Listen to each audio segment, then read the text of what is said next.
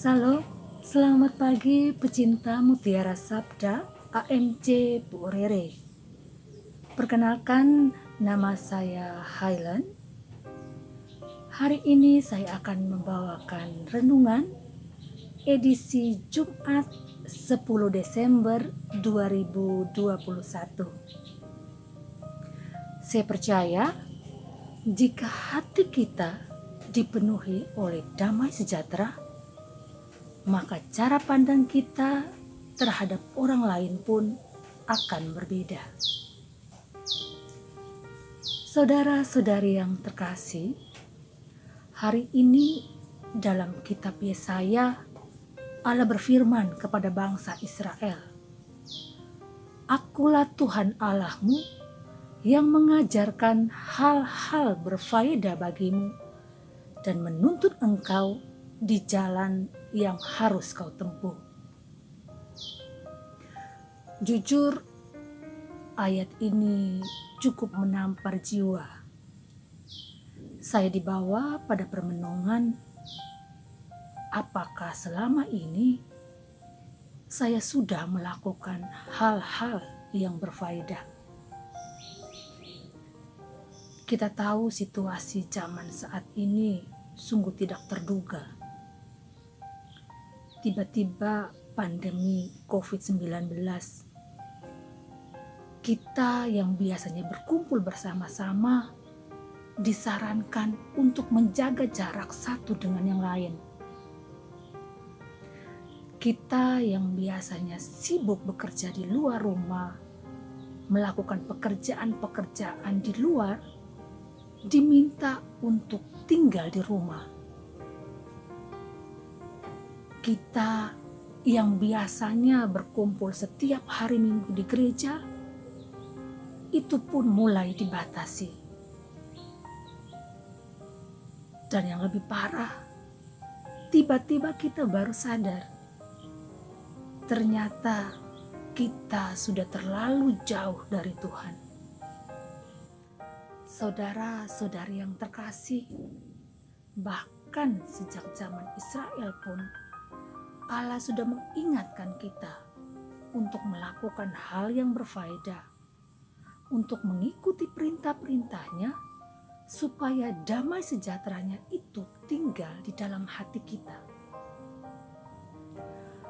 Akan beda situasinya jika tidak ada damai di dalam hati kita.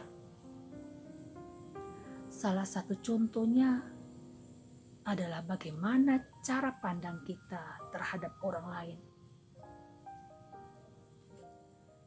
Terkadang apa yang terlihat mengundang kita untuk membangun suatu sudut pandang yang mendorong kita untuk memberi penilaian terhadap apa yang terlihat.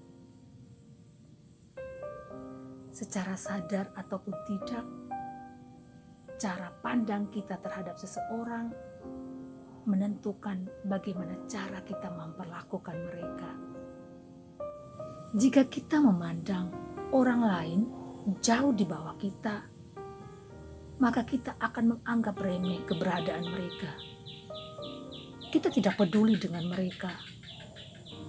Toh, kehidupan mereka tidak akan mempengaruhi kehidupan kita, karena mereka tidak selevel dengan kita. Tapi jika kita memandang orang lain jauh lebih tinggi daripada kita,